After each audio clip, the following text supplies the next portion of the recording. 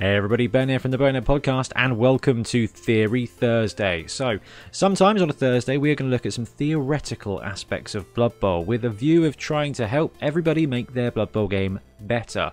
So we're going to look at some stat stuff, we're going to look at some tactic stuff, we're going to look at some pure theory for really just making you better at the game.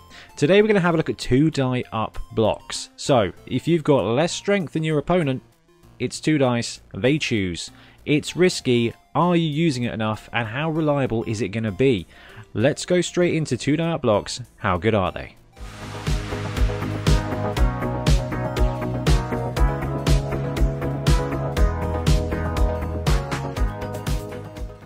So, the 2 die block. When you are blocking, if you have more strength than your opponent, you get 2 dice, you choose. When you are blocking and your opponent has more strength than you, or total strength from assists, it's 2 dice and they choose. We're not going to touch on the 3 die blocks because that is an act of desperation, or when you're 3 die blocking positively, you're just begging for a triple skull. So we're not going to pay any attention to 3 die blocks today. We are simply going to look at 2 die up. And a 2 die up block is where you are rolling 2 dice and your opponent is choosing. So obviously it is very likely to fail, but I don't think people realise actually how good the odds are.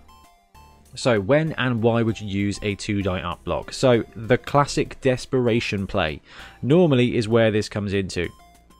There's kind of 2 angles to this. One is, right, I have to make a bad block. I have to run my guy around and just jump and take a punt at smashing down the wall carrier when they're well guarded, is normally when this situation comes up, and it's kind of your last ditch effort. 2 die blocks can also be very profitable if you've got, for example, a blocker or a blitzer that's taking on a stronger but unskilled opponent. Now what we're going to do is we're going to talk through a couple of these situations and look at the actual stats. So by the end of this video you can walk away going, actually, 2 dice isn't so bad in this situation, or knowing the risk rather than just tilting and going in for it and just going, oh, I might as well just give it a go. Actually, when can you get extra advantage, extra percentage on the pitch at choosing when you make that risk? Alright, so the first example we've got, no skills anywhere. You don't have block, they don't have block, they don't have dodge, none of the above. Okay, this is just straight dice. This is your goblin blitzing the elven thrower. Okay, there's no sure hands, there's no block, there's no dodge anywhere yet. This is vanilla team league.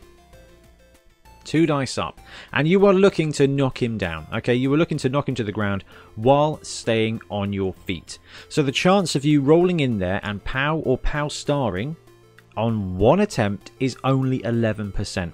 Okay, this is just right. I need to knock him down. Maybe he has got block, you know? Maybe you're taking that into consideration. What you're looking for here is simply a pow star or pow, okay? Only those outcomes. 11%. If you've got a reroll there, it does go up a bit to 20%. So this is realistically the worst case scenario. You're not looking for blocks. Maybe they've got block. Maybe you don't have block. Maybe it's really important you carry on your turn. A push isn't going to save it because they are so close to the end zone that they can't not score now. You are going for it and you are looking to pow them down. 20% chance with a reroll, so there is a 1 in 5%. There is a 1 in 5 chance of this working, and this is why I don't think people rate the 2 die up block, because actually 1 times out of 5, this miracle play, this absolute like shooting for the stars. There's only one way I can save this position now. It's by going and taking a cheeky 2 die up block with no skills. 1 in 5 times, guys, this is going to work, and this is the backbone to a lot of high agility, low strength teams. But also, Goblin and Underworld teams, you are looking at this tactic because this is going to be a realistically reliable tactic for you. High variance, I'll give you that. But the only way you make great things happen is if you actually go for it. So, this is where the Skaven Gutter Runner comes in. Or, you know, the Goblin blitz into a cage, it's going to be a 2 die up block. If you do that 5 times a game, it's going to work once. Obviously, that's not quite how statistics work, but the chances are that 1 in 5 times this is going to work if you've got a reroll. Chances of you having 5 rerolls pretty low. So If you are defending, and this is where it really comes into, if you are defending and you've got stunty players, you've got players with decent amount of dodge, a decent agility, you can attack that ball carrier. And if you attack that ball carrier several times on a defensive run, at some point you are likely to just straight up pow them down into the ground. Now, that is really good odds, and I think that's why I enjoy defending on Blood Bowl quite so much, because it gives you the opportunity to just make things happen. So Skaven are fantastic for this, because you just leave a gutter runner nearby, you swoop another one in, and you have a crack. Let's have a look and see at some. Let's have a look at some other results from a 2-die block. For example, you don't have block, maybe you do. They do not have block. Okay, you are looking here to ground them. No matter what, okay, whether it takes you out, whether it takes them out, whether it's powering them down, they don't have dodge, they don't have anything. This is your, I need to take this guy down. And I don't care if I both down myself at the same point. It's a 25% chance. So 1 in 4 times, if you just want to sack the ball carrier, and they don't have any skills, obviously the more skills that get involved, the more complicated it gets. So we're looking at vanilla dice rolls here. 25% of the time, it works every time. So 1 in 4 opportunities is just going to sack the ball carrier on a 2-die up block. Now imagine that you have wrestle, okay? So it's a 25% chance of you taking them down and the game not being over. There's no turnover there. 25% of the time, that ball is coming out. That player is going down and you get to play on. That's the way you create these opportunities, and then you chuck in a reroll here 44% of the time. Almost half of your attempts at a 2-die up block, if you're willing to take a both down, maybe you've got block, maybe you've got wrestle. I love wrestle for this, for taking out the ball carrier. 44%. If you're running hot and you try this twice in a defensive series, you're going to pop that ball out. And that is why this is such an underrated tactic. It's because 44% chance with a reroll to take down their ball carrier. And if you've got wrestle and they don't have dodge, that is the legit stat. That is actually happening. Okay, so wrestle, fantastic. Or if you're just going for it, if you just need to drop the ball carrier and save the game, 44% chance. But let's say block is an issue. Your opponent has block perhaps, or actually a both down. You need this turn to play on. Maybe this is a throwaway blitz or a throwaway block, or actually you've got a guy and he's lined up against a strength 4 player. Actually it's a 2-die block. Let's have a look. So pow or push. Okay, so this is key for the halfling players, for the goblin players, for those players out there who are normally punching above their weight. If you've got a goblin and he's in base with a human lineman, what are your chances of things going wrong? Well, there's a 44% chance with 2 dice of it being okay. So maybe those throwaway blocks are not the best thing. So the 2-die block is fantastic if you're going for a big play. If you're just making throwaway blocks anywhere, if you are a dwarf coach that's now playing stunty and you're thinking, oh, I'll just block with this guy because he's in base contact. I'll block with this guy because he's in base contact. These are going to be 2-die up blocks, and more than half the time it's going to go badly for you. With a reroll, however, that goes up to 59%. So if you are looking to set up a key blitz, or you're taking a block and you're willing to burn a reroll, almost 2/3 of the time it's going to be fine. You're going to push that guy, you're going to pow that guy. Now, you can look at that from a, that doesn't really do anything for me, but if you have got the pitch, you can make chain blocks. Alright, we're not looking at Frenzy here, but Frenzy is going to be really, you're going to have to pay attention for this. So this skill here with Frenzy and a reroll, 59% of the time it's going to push. You might have to get a reroll there to score double pushes or double pows, and you're going to have a follow-up block. But if you are a goblin, you can use this to farm off, push off a guy into a troll. So if you've got a 2-die up block on a ball carrier or a really key position, or actually 2/3 of the time using a reroll, you're going to get that push, and you're going to be able to position him into where you want him to be, essentially. It's a stretch. This is probably the best way to think about it, as kind of like, how am I going to end up? Where am I going to end up? Because obviously when you look at frenzy blocking, and frenzy is a really good skill for us to think about here, whenever you frenzy block, you are always supposed to be looking at where you're going to end up. Where's that block going to end up? And in this situation here, if you're taking a 2-die up and you're looking for push or pow, where are you going to end up? And if the position that they are going to end up in is going to be beneficial to you, then this is not a bad punt. 44% without a reroll, 59% with a reroll. Those are pretty good odds. And if you're thinking about, right, okay, if I can get this goblin to take this 2-die block to push him into my troll, you know, into my black orc, at that point it becomes a 2-die up block. Sorry, it becomes a 2-die, you know, block in your benefit. Then actually this is seriously worth considering, because 59% with a reroll is almost as reliable as a 3+ pickup, and we all know how well those go. But it's really important for you to know the dangers of the 2-die up block. So, no skills anywhere, you're blocking your opponent, the chances of it going badly for you are definitely worth considering. So we kind of looked and saw that it's a 44% chance of getting a push or a pal. That means it's a 56-57% chance of you getting a skull or a both down. Now, if this is a throwaway block or a positioning block, you've got to know these odds as well, because if and now it gets significantly better when you take that reroll, okay, because that reroll is basically landing you at 32%. So there's a 1 in 3 chance of this going badly for you. That means there's a 2 in 3 chance of it going okay and you being allowed to continue on to the play. So really, you've got to think, I'm going to do this thing. I'm happy to burn a reroll on it. And I'm looking for a 3+ to be okay. That is essentially kind of how you boil down those stats, right? Would I gamble a 3+ roll on this with no rerolls?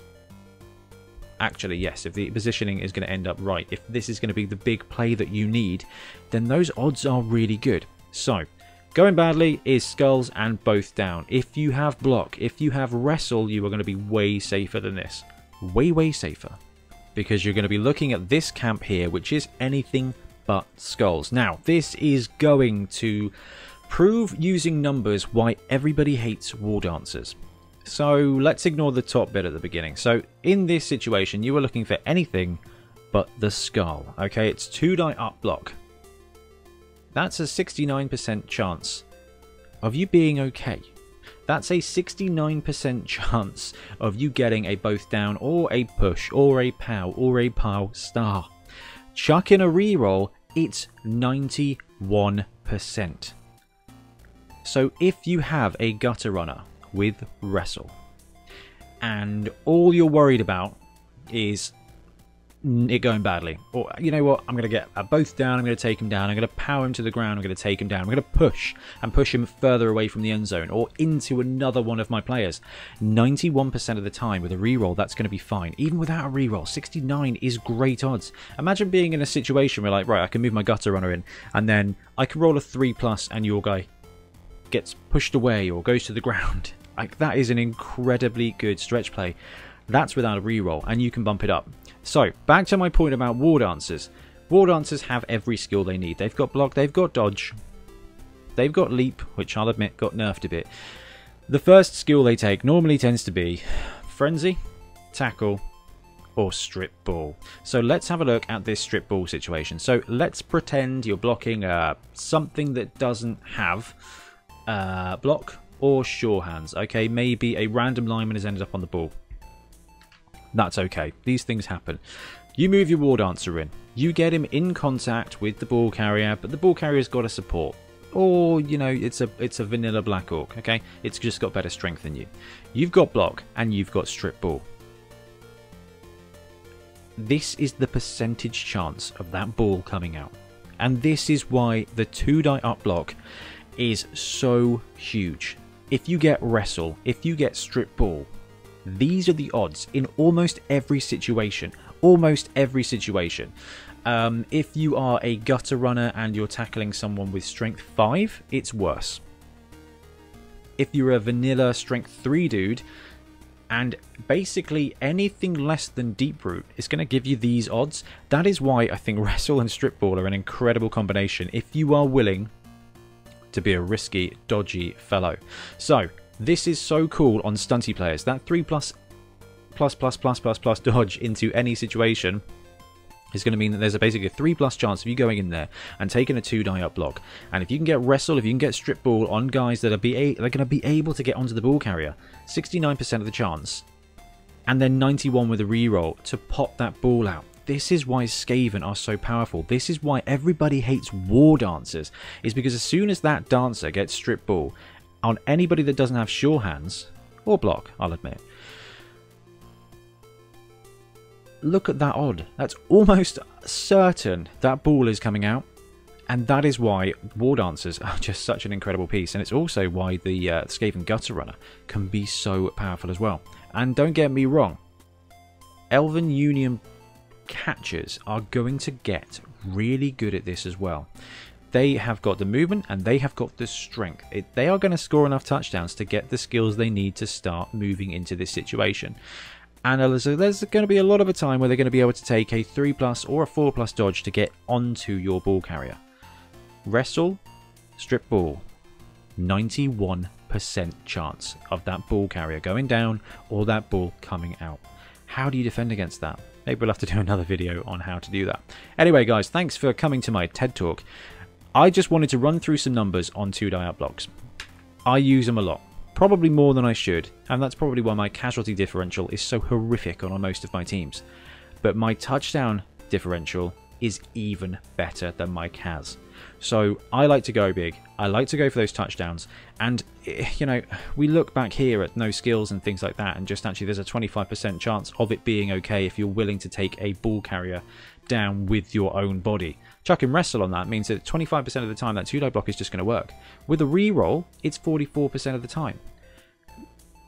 So basically you try that 2 or 3 times a game and it's gonna work one time. And if you put yourself in a position to swoop in and carry and catch that ball and get it away, or just gum it up with tackle zones, you are going to be a god on defense. And if you get and break the serve once, you are basically halfway there to having that game sealed. If you can go up a touchdown on defense, all you have to do is score on yours. And the kind of teams that are making these cheeky 2-die blocks are the kind of teams that are very difficult to stop scoring.